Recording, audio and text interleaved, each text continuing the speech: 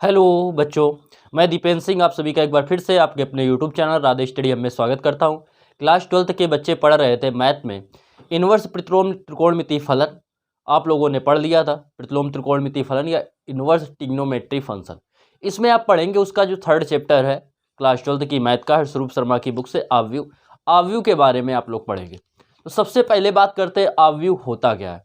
तो आव्यूह जैसे क्या है कि जैसे आपको कोई सामान लेने गए तो उसकी लिस्ट बना रहे हैं तो वो क्या कहलाता है, आव्यूह।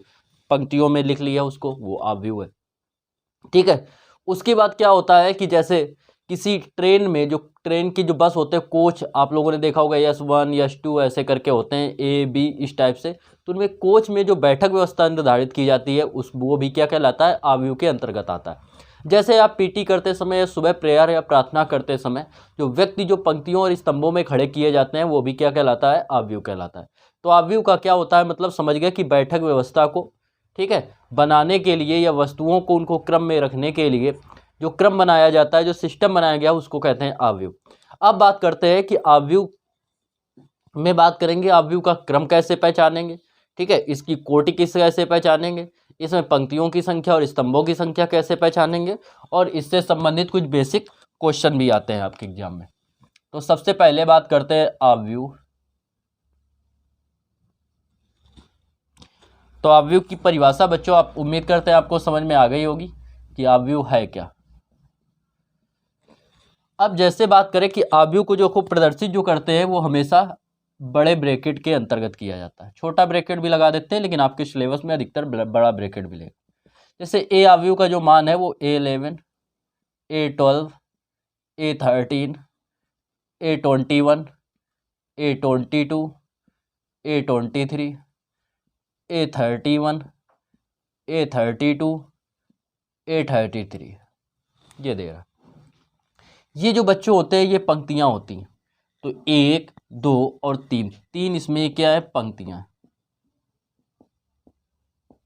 ये हो गई पंक्तियां। ये जो होते हैं ये स्तंभ होते हैं। इनको क्या कहते हैं, एक ये स्तंभ हो गया, एक ये, तो ये क्या हो गया, स्तंभ। पंक्तियों को M से डिनोट करते हैं और स्तंभों को N से डिनोट करते हैं। ओके। तो इसमें पूछेगा पंक्तियों की संख्या कितनी है, पंक्तियों की संख्या, पंक्तियों की संख्या। तो पंक्तियों की संख्या M का मान हो गया, और M कितने दे रहा है, 1 2 और 3 पंक्तियां दे रहा है। स्तंभों की संख्या की बात करें कि स्तंभ कितने दे रहा है, स्तंभों की संख्या,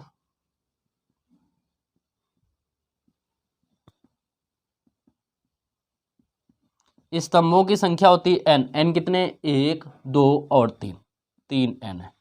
सबसे पहला टाइप बता रहे हैं क्वेश्चन का किस प्रकार से आपको दिया जाएगा। फिर इसके बाद आपसे कह दे M जो है वो भी कितने हैं, 3 है। इसका कह दे आव्यूह का क्रम क्या है, आव्यूह का क्रम,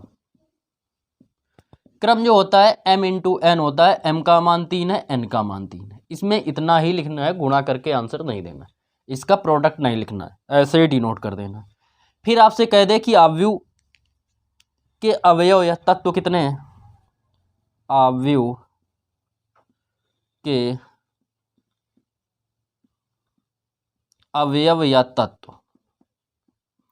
तो इसका जो प्रोडक्ट आएगा, इसका जो आंसर आएगा 3 त्रिक 9, ये इसका क्या होगा, आव्यूह का अवयव या तत्व। ऐसे ही देखो एक और एग्जांपल से आपको समझाने का प्रयत्न कर रहे हैं हम आपको।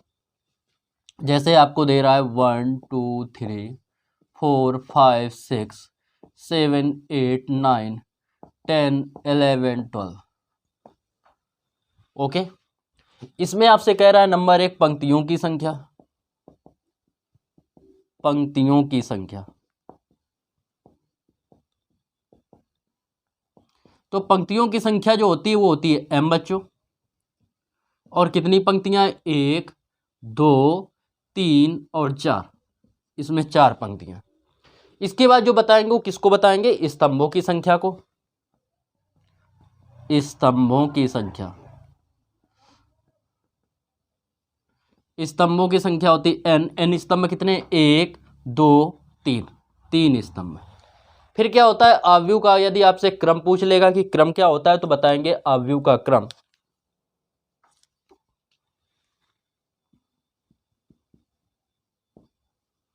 आव्यूह का क्रम, तो क्रम बच्चों क्या होता है m इंटू एन, अर्थात कितना है 4 × 3।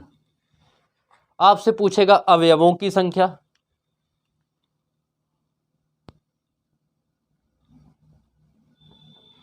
अवयवों की संख्या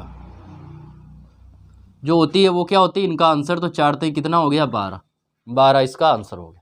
इस प्रकार इनके आप आंसर बता सकते हैं। और कुछ एग्जाम्पल लेना चाहेंगे हम लोग, तो जैसे आपको दे रहा है ये 1 2 3, इसमें आपसे पूछेगा पंक्तियों की संख्या,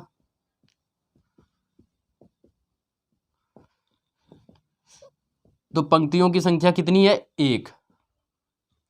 कहेगा स्तंभों की संख्या, ये हो गया m, ये हो गया n, कितने 1 2 3। आपसे पूछेगा इसका क्रम बताइए, तो क्रम बच्चों क्या होता है m इंटू एन, 1 × 3। आपसे पूछेगा अवयव बताइए, अवयव या तत्व, तो 3 एकम 3, ये हो गए अवयव या तत्व हो गए। ऐसे अब आएंगे कई प्रकार के। तो अब बात करते हैं आव्यूह के प्रकार की, आव्यूह कितने प्रकार के होते हैं और कौन कौन से होते हैं। तो ये लोग आप लोग वीडियो को रोक के नोट कर लेना, जिससे आपको आगे एक्सरसाइज में सुविधा होगी।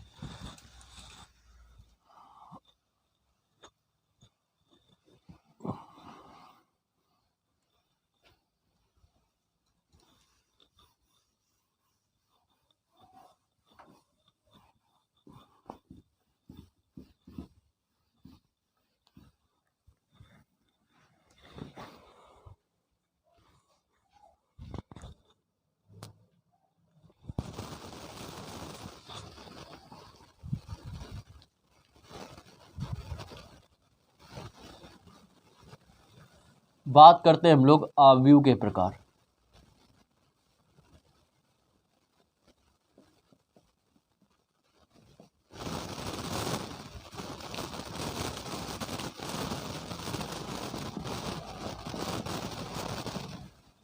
इसमें से नंबर 1 बात करते हैं क्षैतिज आव्यूह की। पहले में क्षैतिज आव्यूह,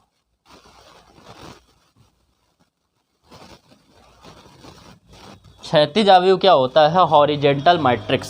अब हॉरिजेंटल मैट्रिक्स की बात करते हैं कि क्षैतिज आव्यूह होता क्या है, तो इसको देखो समझेंगे क्षैतिज आव्यूह क्या है। जैसे आपको ये एक आव्यूह दे रहा है 1 2 3 4 5 6, पंक्तियां कितनी है 1 2, पंक्तियों की संख्या क्या हो गई m बराबर क्या है 2, स्तंभ कितने 1 2 3, स्तंभ है 3। मतलब स्तंभों की संख्या पंक्तियों की संख्या से अधिक है, तो इसे क्या बोलते हैं क्षैतिज आव्यूह। Clear, horizontal matrix. तो जिस आव्यूह में स्तंभों की संख्या पंक्तियों की संख्या से अधिक होती है, जिस आव्यूह में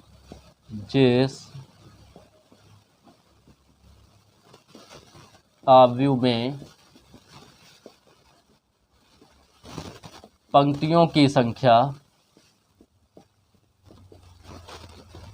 स्तंभों की संख्या से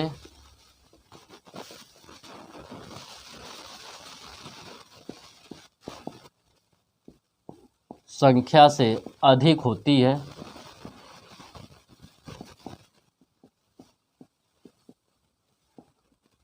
उसे क्षैतिज आव्यूह कहते हैं। क्षैतिज आव्यूह कहते हैं। तो ये हो गई क्षैतिज आव्यूह की बात। उदाहरण,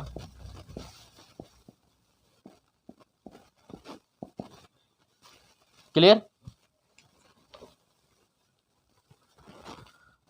या इसमें अब बात कर सकते थे और पहला ही एग्जाम्पल हो गया। सेकेंड एग्जाम्पल की बात करें कि क्या होगा, पंक्तियों की संख्या स्तंभों की संख्या पंक्तियों की संख्या स्तंभों की संख्या से कम होती है, पंक्तियां कम होंगी स्तंभ ज़्यादा होंगे। जैसे 1 2 3, कितनी पंक्तियां? एक। स्तंभ कितने? 3। तो क्या हो गया ये? क्षैतिज अवयव हो गया। क्लियर। अब बात करते हैं किसकी? क्षैतिज के बाद ऊर्ध्वाधर अवयव की।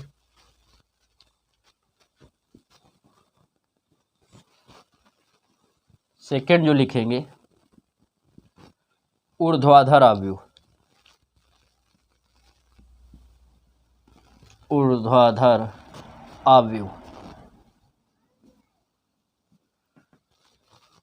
ऊर्ध्वाधर अवयव की बात करें यदि वर्टिकल मैट्रिक्स की, तो इसमें क्या होगा? इसमें पंक्तियों की संख्या ज़्यादा होगी।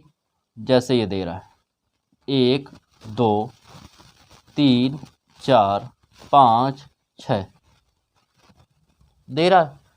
तो पंक्तियां क्या हैं इसमें? 3 है। स्तंभ कितने हैं? 2 है। तो किसकी संख्या ज़्यादा है? पंक्तियों की संख्या स्तंभों की संख्या से। आपको दे रहा है कि जो स्तंभों की संख्या है वो पंक्तियों की संख्या से क्या दिख रही है? ज़्यादा दिख रही है। क्लियर। तो आपको समझ में आ रहा है इसमें क्या दिख रहा है कि पंक्तियों की संख्या 3 है और स्तंभों की संख्या 2 है। पंक्तियां कितनी हैं? 3। स्तंभ कितने हैं? 2। तो जिस अवयव में पंक्तियों की संख्या स्तंभों की संख्या से अधिक होती, इसमें कौन से अधिक थे? स्तंभ। इसमें कौन से अधिक मिलेंगे? पंक्तियां। तो जिस अवयव में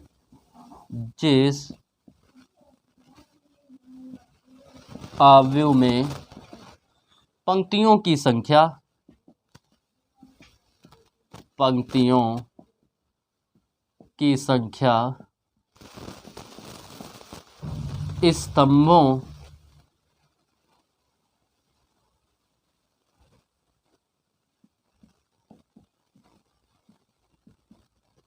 स्तंभों की संख्या से अधिक होती है, संख्या से अधिक होती है,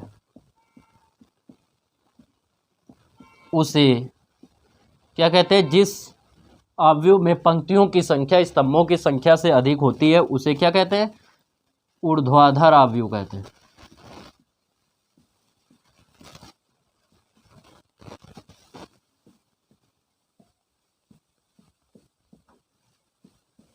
उसे ऊर्ध्वाधर अवयव कहते हैं। तो ये बात हो गई किसकी? ऊर्ध्वाधर अवयव की। उदाहरण की बात करें तो ये आ गए।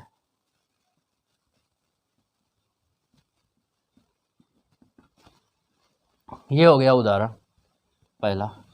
दूसरे उदाहरण की बात करें, सेकंड उदाहरण की बात करें तो जैसे आपको दे रहा है 1 2 3। कितने पंक्तियां? 3। 1 2 3। स्तंभ कितने? 1। क्लियर। तो ये बात हो गई। अब इसके बाद बात करते हैं, आपको ये समझ में आ गया कि जब पंक्तियां कम स्तंभ ज़्यादा हो तो उसे बोलते हैं क्षैतिज अवयव। जब क्या हो? पंक्तियां ज़्यादा हो स्तंभ कम हो। इसमें क्या है? पंक्तियां कम स्तंभ ज़्यादा, स्तंभ ज़्यादा पंक्तियां कम। इसमें पंक्तियां ज़्यादा स्तंभ कम। तो ये कौन सा होगा? क्षैतिज अवयव। अब यदि दोनों बराबर हो, इसको नोट कर लीजिएगा वीडियो रोक के। अब बात करते हैं किसकी? यदि दोनों की संख्याएं बराबर हो, मतलब जितनी पंक्तियां उतने ही स्तंभ। जितनी पंक्तियां आपको दिखेंगी उतने ही यदि स्तंभ हैं, तब क्या करेंगे? In this condition what we do. अब बात करते हैं यदि क्या है? 2 पंक्तियां और 2 स्तंभ, 1 2 3 4। या दे दे क्या? A B C D E F G H I। इसमें 2 पंक्तियां और 2 स्तंभ, 3 पंक्तियां 3 स्तंभ। इस कंडीशन में हम लोग क्या करेंगे? इस बात को हम लोग समझेंगे। तो जिस अवयव में पंक्तियों और स्तंभों की संख्या समान होती है उसे वर्ग अवयव कहते हैं। तो किसकी लोग बात कर रहे हैं? थर्ड है वर्ग अवयव। वर्ग अवयव को समझेंगे। तो जिस अवयव में पंक्तियों और स्तंभों की संख्या क्या होती है? समान होती है। जिस अवयव में पंक्तियों और स्तंभों की संख्या समान होती है, जिस अवयव में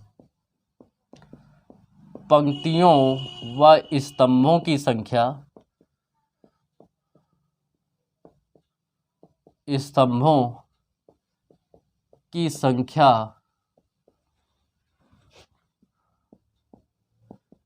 समान होती है, जिस आव्यूह में पंक्तियों व स्तंभों की संख्या समान होती है उसे वर्ग आव्यूह कहते हैं। वर्ग आव्यूह कहते हैं। क्या बोलेंगे उसको? वर्ग आव्यूह कहते हैं। वर्ग आव्यूह में बात करें तो वर्ग आव्यूह तो आप समझ गए। इसमें क्या होगा, जैसे इसके उदाहरण की हम लोग बात करते हैं, उदाहरण की। तो उदाहरण में क्या बात करेंगे, जैसे इसमें भी पंक्तियां 2 और स्तंभ में कितने 2 होते हैं, इसमें लिख लेना, अर्थात m बराबर n। तो ये हो गया, इसमें कितने m 3 और n भी 3। ये हो गया वर्ग आव्यूह। क्लियर? अब इससे रिलेटेड कुछ क्वेश्चन पूछ देता है। जैसे आपने सबसे पहला पढ़ा क्षैतिज आव्यूह, तो आपसे क्वेश्चन कह देगा कि निम्न में यदि कोई आव्यूह क्षैतिज आव्यूह है तो निम्न में से कौन सी कंडीशन सही होगी। मतलब आपको देगा m is greater than n, m is less than n, m equal n। इनमें से कोई नहीं, इनमें से कोई नहीं। तो बात करते हैं क्षैतिज आव्यूह की। तो क्षैतिज आव्यूह में क्या होता है, अगर हम लोग सबसे पहले बात करते हैं क्षैतिज आव्यूह की, तो क्षैतिज आव्यूह में कौन से अधिक होते हैं? ये अधिक होते हैं। स्तंभों की संख्या क्या होती है? कम अधिक, और पंक्तियों की संख्या कम होती है। स्तंभ क्या होंगे? अधिक होंगे। तो क्षैतिज के लिए तो ये होगी, ऊर्ध्वाधर के लिए ये कंडीशन होगी। अगर ऊर्ध्वाधर आपसे पूछ रहा है तो ये होगा, और अगर वर्ग आव्यूह पूछ रहा है तो ये होगा। ये याद रखना, ठीक है। आप जब एक्सरसाइज सॉल्व करेंगे, उनके ऑब्जेक्टिव 1-2 दिए गए, एनसीईआरटी हर्षरूप शर्मा की बात करें तो उसमें इस टाइप के क्वेश्चन दिए गए, बालाजी पब्लिकेशन की बुक में भी दिए गए। तो इसको नोट करेंगे आप लोग। फिर इसके बाद हम लोग बात करते हैं आगे पंक्ति आव्यूह की, स्तंभ आव्यूह की। पंक्ति की और स्तंभ की बात करते हैं, किसकी? पंक्ति आव्यूह और स्तंभ आव्यूह की। कि पंक्ति आव्यूह किसे कहते हैं और स्तंभ आव्यूह भी हम लोग देखेंगे किसको कहते हैं। कि पंक्ति आव्यूह किसे कहते हैं और स्तंभ आव्यूह किसे कहते हैं। तो हेडिंग डालेंगे बच्चों 3rd 4th, पंक्ति आव्यूह, या इसी को बोलते हैं पंक्ति सदिश। पंक्ति सदिश, पंक्ति आव्यूह या पंक्ति सदिश। अब देखो, हम लोग बात करते हैं, एग्जाम्पल से समझने का प्रयत्न करते हैं। जैसे आपको दे रहा है 1 2 3, क्लियर? आपको जैसे दे रहा है, किसकी हम लोग बात कर रहे थे? पंक्ति की। जैसे आपको दे रहा है 1 2, जैसे आपको दे रहा है A B C D E, clear? इसमें हम लोग बात करें कितनी पंक्तियां? 1। स्तंभ में कितने? 1 2 3। कितनी पंक्तियां भैया? 2। स्तंभ में कितने? 1 2। पंक्तियां कितनी है? 1। स्तंभ कितने? 1 2 3 4 5। इनमें एक चीज कॉमन मिल रही सबकी, क्या? कि इसमें सभी में पंक्तियां कितनी है? 1 है। केवल और केवल एक पंक्ति है, केवल और केवल एक पंक्ति है। तो वह आव्यूह जिसमें केवल और केवल एक पंक्ति होती है उसे क्या कहते हैं? पंक्ति आव्यूह कहते हैं। इसको भी हम लोग कह सकते हैं पंक्ति आव्यूह। यह पंक्ति सदिश भी है और पंक्ति आव्यूह, क्योंकि एक पंक्ति इसमें भी है, क्लियर? तो वह आव्यूह, लेकिन ये स्तंभ भी हो जाएगा क्योंकि एक स्तंभ भी है, तो स्तंभ को जब बताएंगे तब समझाएंगे। तो वह आव्यूह जिसमें पंक्तियों की संख्या 1 हो, केवल और केवल 1 हो, स्तंभों की संख्या कुछ भी हो सकती है, कितनी भी हो सकती है, क्या कहलाता है? पंक्ति आव्यूह या पंक्ति सदिश कहलाता है। लिखेंगे वह आव्यूह जिसमें केवल एक पंक्ति होती है, एक पंक्ति होती है।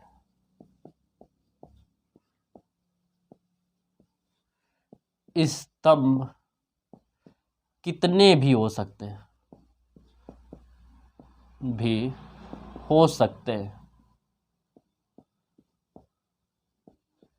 उसे पंक्ति आव्यूह कहते हैं। उसे क्या कहते हैं? पंक्ति आव्यूह कहते हैं।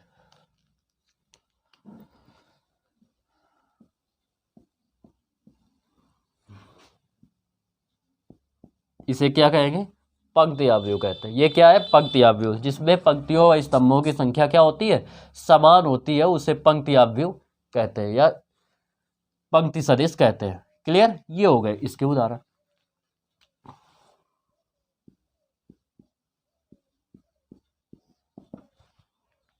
इसके बाद नेक्स्ट बात करते हैं 5 नंबर की। 5 नंबर की बात करें स्तंभ आव्यूह। किसकी बात कर रहे हैं हम लोग? स्तंभ आव्यूह या स्तंभ सदिश की।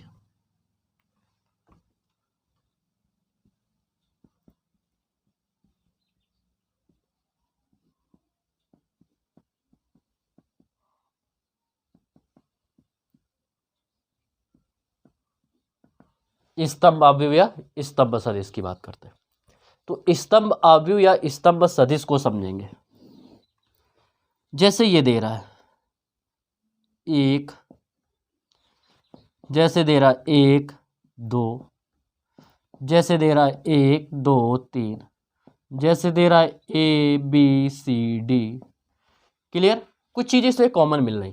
क्या कॉमन मिल रहा है? इसमें भी एक स्तंभ, इसमें भी एक स्तंभ, एक पंक्ति, एक स्तंभ, 2 पंक्ति, एक स्तंभ, 3 पंक्ति, एक स्तंभ, 4 पंक्ति।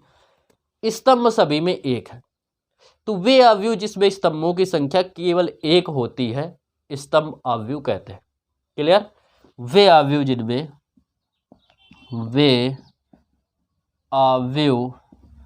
जिनमें स्तंभों की संख्या केवल एक होती है,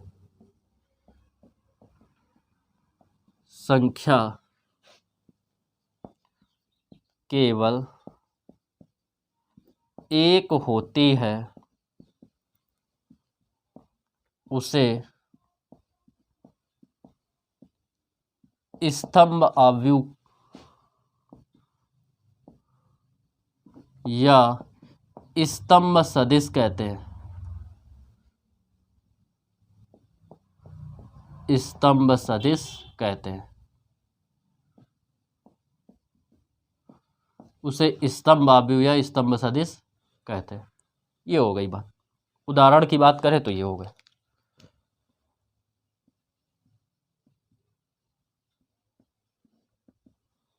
ये हो गए इसके उदाहरण। इसको नोट करेंगे।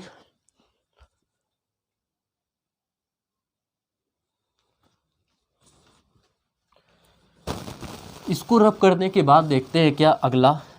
5 तक हो गए थे। अब बात करते हैं किसकी? शून्य आव्यूह या शून्य सदिश या रिक्त आव्यूह या रिक्त सदिश की।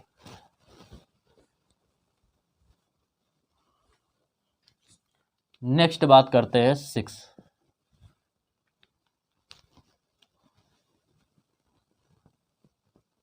शून्य या रिक्त आव्यूह। शून्य या रिक्त आव्यूह ऐसे आव्यूह जिनमें पंक्तियों की संख्या क्या हो? पंक्तियों व स्तंभों या ऐसे आव्यूह जिसमें सभी अवयव क्या हो? शून्य। जैसे दे रहा है 0 0 0 0 0 0 0। तो ये क्या है? शून्य आव्यूह है। और इसको लिखते भी किससे हैं? 0 से ही डिनोट कर देते हैं। क्लियर? तो वे आव्यूह जिनके सभी अवयव अथवा तत्व क्या हो? शून्य हो, क्या कहते हैं? शून्य या रिक्त आव्यूह कहते हैं। क्लियर? क्या है? सभी तत्व या सभी अवयव क्या है? शून्य है। तो लिखेंगे वे आव्यूह जिनके सभी तत्व व सभी अवयव, सभी तत्व व सभी अवयव शून्य होते हैं, शून्य होते हैं। शून्य सदिश या शून्य अवयव, शून्य सदिश या शून्य अवयव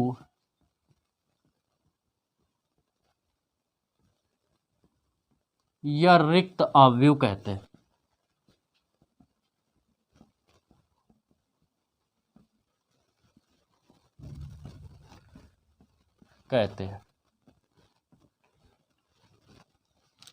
इसके उदाहरण की बात करें तो ये हो गए इसके उदाहरण, ये हो गए इसके उदाहरण। इसके बाद बात करते हैं इकाई का तत्समक अवयव। 6 नंबर 7,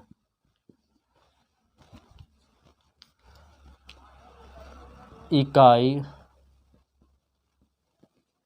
का तत्समक अवयव।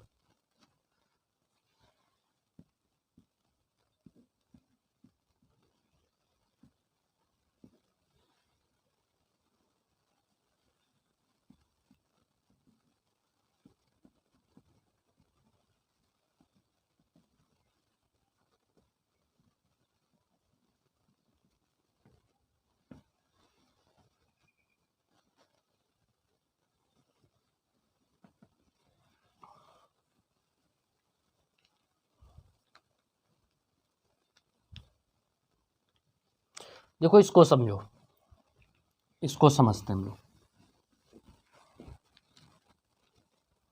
जैसे ये दे रहा है 1 0 0 1, जैसे दे रहा है 1 0 0 0 1 0 0 0 1। इसमें आपको क्या देख रहा है? ये विकर्ण दे रहा है, मुख्य विकर्ण या अग्र विकर्ण। विकर्ण दो होते हैं, एक ही एक ही एक ही एक ही। तो जो मुख्य विकर्ण है या अग्र विकर्ण है, उसके अवयवों को छोड़कर, उसके अवयव क्या होते हैं? एक होते हैं, और बाकी क्या होते हैं? सभी शून्य होते हैं। ठीक है, विकर्ण के सभी तत्व इकाई हो तथा अन्य अवयव या अन्य तत्व क्या हो?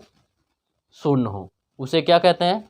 इकाई का तत्समक अवयव कहते हो। इसे आई से डिनोट करते हैं। ये आई 2 इंटू 2 है, 2 इंटू 2 क्रम का, और ये वाला जो है वो आई इंटू 3 क्रम का, ये हो गया। और वर्ग अवयव में ही यही ये संभव मिलेगा।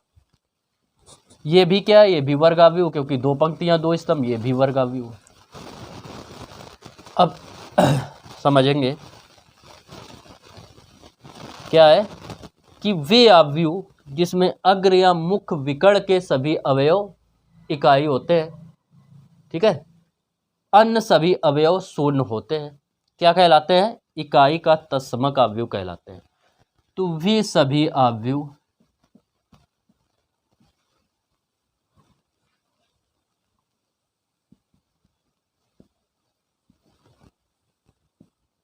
जिसमें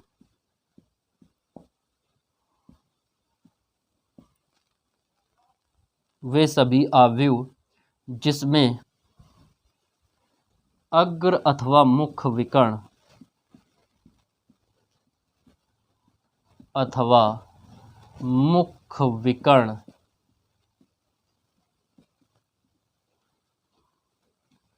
के सभी अवयव इकाई हों, जिसे तत्व ये बोलते हैं, इकाई हो तथा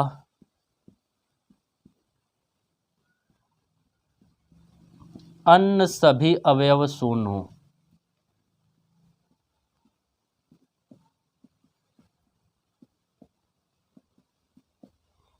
उसे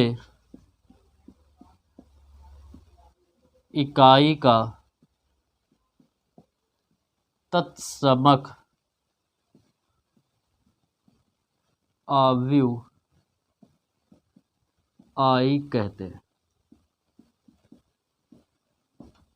ये हो गए इकाई के तत्सम काव्यों के। वीडियो को नोट कीजिए, रोकिए और इसको नोट कीजिए।